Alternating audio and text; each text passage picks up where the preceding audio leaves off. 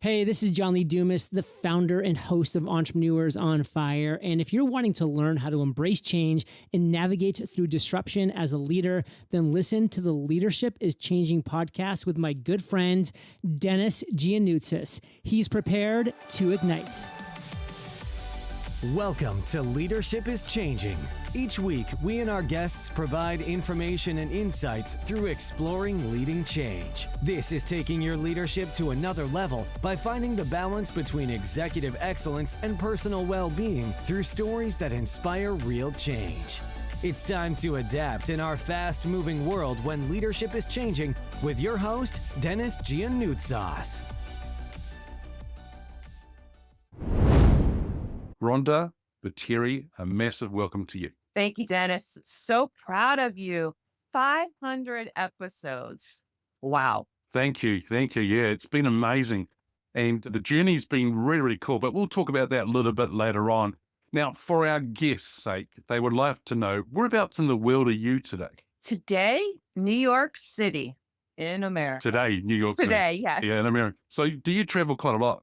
Yes, Denis, travel quite a lot. There was about a 5-year period where I spent over 200 days on an airplane back to back. Yeah, and it's when you, I don't know if it's the same airlines that you normally travel, but I remember here in New Zealand, I was traveling 1 year, 40 weeks in the year. And the Air New Zealand staff said, you're traveling more than us. Or they used to say to me as they greet you on the plane, you back again? And I'm like, whoops, okay. But it's amazing how you get to travel. And you know what? With the lockdowns and so forth, I really miss not traveling. It's been nice to be home, but I've actually really missed it as well. And look, it's been great now to get back into things too, which is good. Yes, and you're from New Zealand.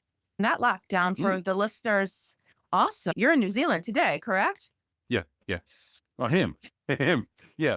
Now, Rhonda, just tell us a little bit more about your background, because I see you're a global executive, STEM ambassador, speaker, triathlete, 2-time author, mentor.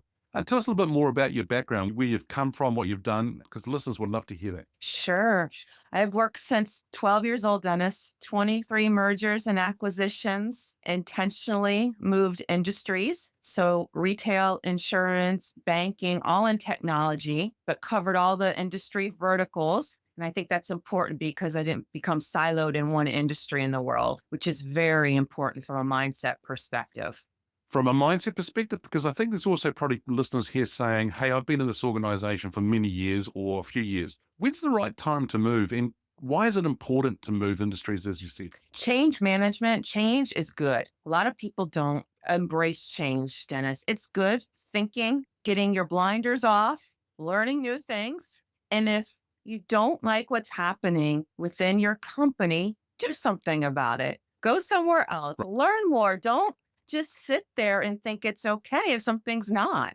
Yeah, that's a really good point. A lot of people sit there and they moan and groan about something, but if you don't like it, do something about it. And yeah, I think it's really good. Now, Rhonda, tell us more. What else? What kind of organizations do you work for? Who are the types of organizations? Estee Lauder, worked for Barclays, did the Bank One, JP Morgan, Chase, a merger. So a lot in finance and tech. AIG Insurance, HP, Denis, where we worked together. I miss those days. I do too. And I remember meeting you and your global team that I work with. There was a group of some great leaders and went to various countries to do some workshops and team building and things like that. And I think the first time we met together was in Belgium, I think it was. Yes, that's memory. Yeah, and I remember, we remember, because I've told this story a few times in different episodes, Rhonda, whereby we took him on a tour around the city and then we turned the corner and we put him into a cooking class / competition.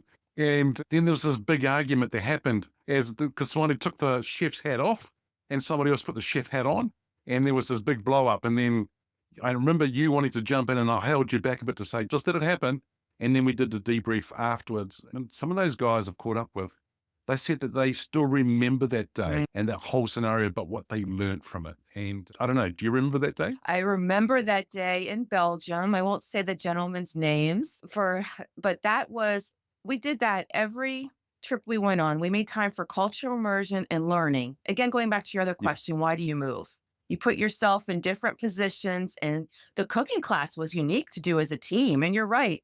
The chef hat, someone taking it off, and the conflict management let alone by cooking, the team trying to cook together, having a competition, results, action oriented. It's everything in the workplace too. But it was about team building from all different cultures, all different countries. And you're right. I wanted to jump in and stop the argument. I didn't want an HR issue either, Dennis, but I'm Yeah. glad you said, Rhonda, stay back, let it happen naturally. And it's great to hear also, Dennis, that those gentlemen remember that because that was a teaching moment in life. Yeah, it was. It was. It definitely was. Yeah.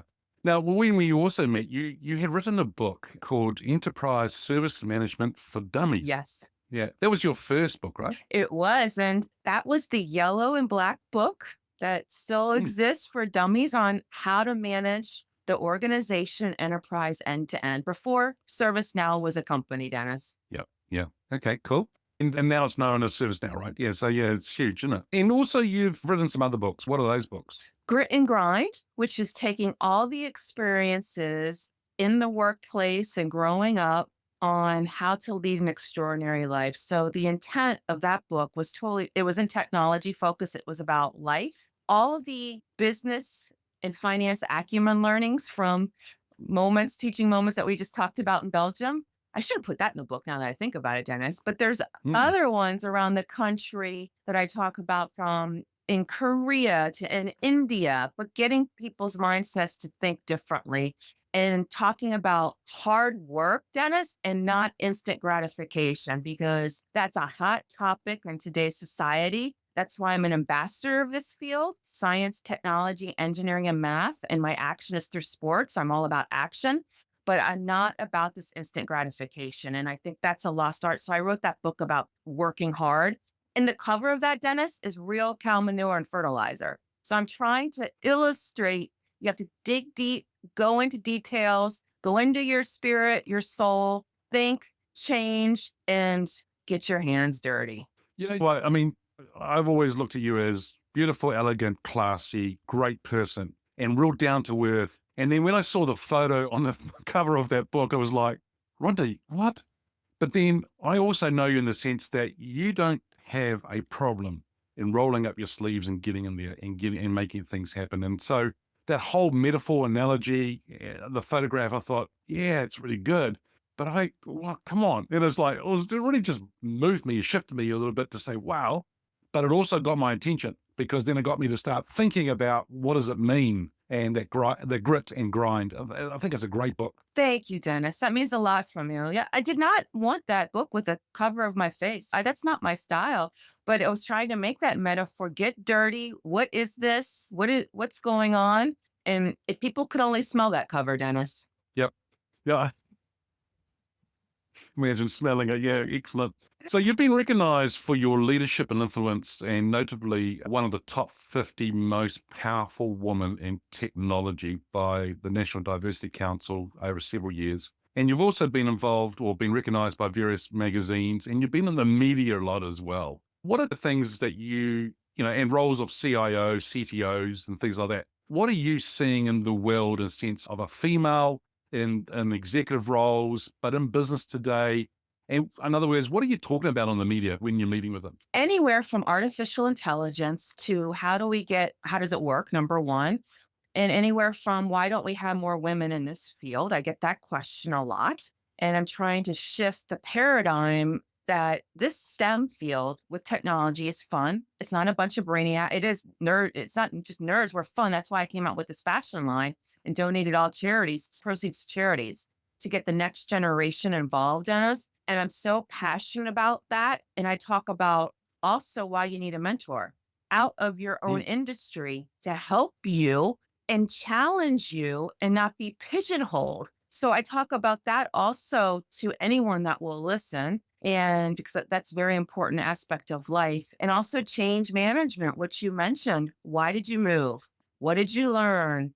I always tell folks, get out of your country, adapt, cultural immersions. And so I can cross-functional industries, Dennis, because I've worked in all the industries. And then sports, I talk about sports a lot and what the parallel is with the STEM environment about cadence and innovation and creativity. So all various aspects. Yeah. So For your listeners, I'm going to entertain them a bit. I'm outside Washington, D.C. I'm just about 6 miles north of the White House in a town called Chevy Chase, Maryland. Wow, that's awesome. And so you're pretty close to the White House. That's even better too. That's pretty cool. It's very fun. And people, I don't know in New Zealand if Chevy Chase, the actor, has gotten there, but I promised.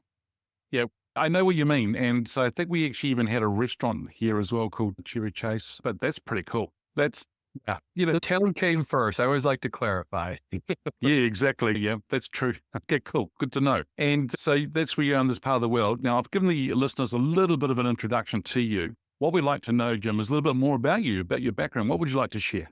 Dennis, I think for anyone listening to me, especially for the first time, I always like to describe myself as a 5 and dime behavioralist. And what I mean by that is I've learned about human behavior by interacting with people. I'm not an academic. I don't sit in the ivory towers of large institutions. I'm from humble beginnings. I have worked with people through politics, through consumer marketing, to finding myself working in governance and compliance, trying to change human behavior, not just about voting or buying more product, but doing it ethically. And then for the last 7 years, I've been focused on sustainability, where I'm trying to drive human behavior for good. And I always emphasize I do that both in permanence and impact. And I do that in my life's work. So whatever I'm doing, whether I'm working with my partner, Emily, raising our 2 boys, or I'm trying to convince someone to drive an electric vehicle, no matter what I'm doing, I'm trying to get people to think about how they're going to change that behavior to help society and themselves live a better, fuller life. And do you, Jim, what you're just sharing is quite fascinating, because I think a lot of times that people struggle with change or not sure about change and things like that. How do you, as part of that, helping them with their behaviors and so forth, how do you help them go through that journey of change? Dennis, change is the only thing I know. And I think if we're ever honest with ourselves, it's all any of us know. And it's just increasing. I started my career as a sales rep, and I learned the ABCs of sales. Do you know what that is? Have you heard that before? I've heard it, but can you just explain it for our listeners? Always be closing. And I think about when you talk about change, for me, what is the importance of change in life or even in leadership? And it's always be changing. Yeah. And the idea that we can never be complacent, even when I reflect back on my life, I was good for that moment in time, but I had to change for the next one. And I think that is what I try to encourage people. Let's not fear it. Let's embrace it.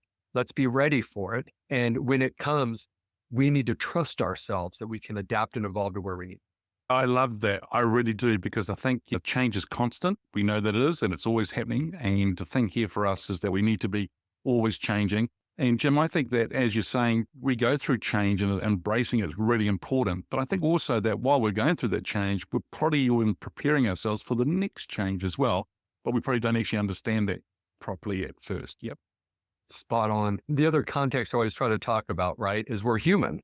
Yep. And as humans, we try to control the natural systems, right? We create what I call the built systems that I shorthand, Dennis, as BS, right? We create religion, we create work, we create societies that inherently don't benefit everyone equally.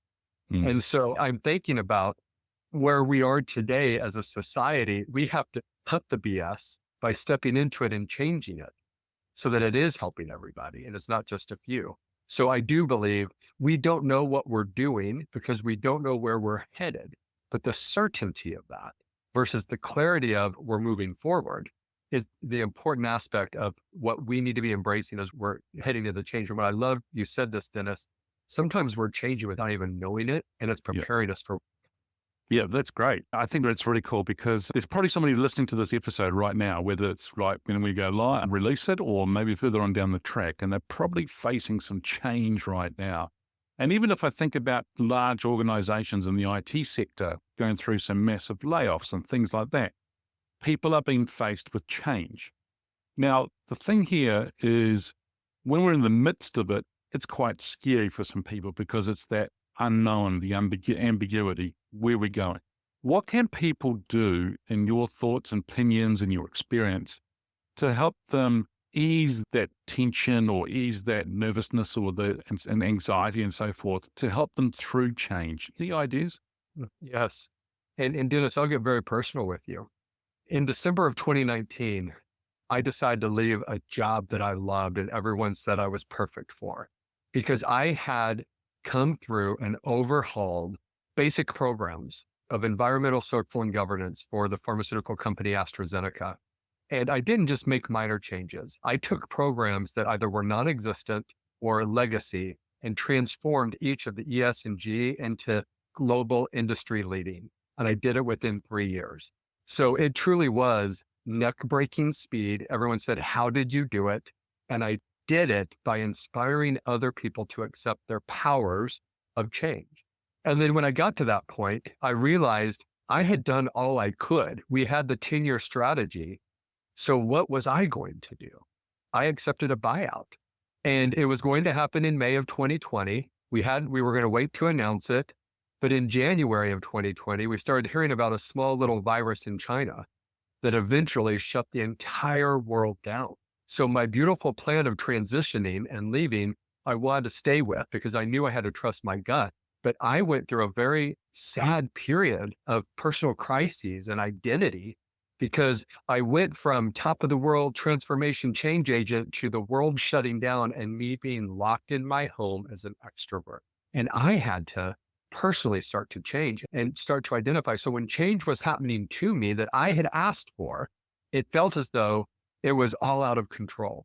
And so what I would tell anybody is, when I had to keep reinforcing myself, and fortunately I had people who created the security net for me to mope around, cry, be upset, do all those things, but also grow up, Jim. This is what you wanted. Now create.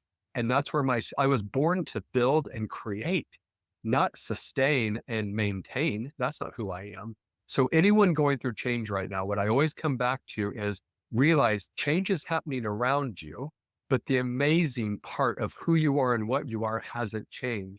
It's giving you whatever it takes to be prepared for what is next. So be ready, but don't hold yourself back. I think 95% of the issue with change is in our head, but we like to project it to the world around us out of our control. Instead of saying, I'm ready, I got this. This isn't my first time to manage change. We've been doing it from the first time we entered the world. So don't forget to trust yourself. That's my advice. Wow, that is awesome. And I think, Jim, what you're sharing there about, I think you said, help me with the words, inspired other people, that they had the power of accepting change, I think is the words that you said. I love that, but also trusting yourself, right? When we were told just put your big boy's pants on and grow up and then do what you need to do, what was the thing that sort of triggered you or helped you go from that being upset, all that change and probably struggling with it, then to actually project yourself forward and move forward? What was the sort of thing that could have helped you trigger you to move forward or leap forward? My network, knowing who I could talk to, who could show me the unconditional love to tell me to grow up. You know, it's that fine line, Dennis, I didn't need someone telling me, oh, Jim, you're perfect. All is going to be fine. And I also didn't need anyone telling me to not sit with the uneasiness, to not sit with the sadness I was experiencing. And so having people that, you know, have your interest at heart and also know when to kick you a bit, to get you up, not kick you when you're down, but kick you to get up is an important network piece that it won't happen overnight, but we all have those people. It's important we don't forget who they are, especially in those moments. Thank you for listening to this episode of Leadership is Changing with your host, Denis Gianoutsos. Each week, we and our guests provide information and insights through exploring leading change, inspiring executives and leaders to adapt and lead a bigger game in a fast-moving world.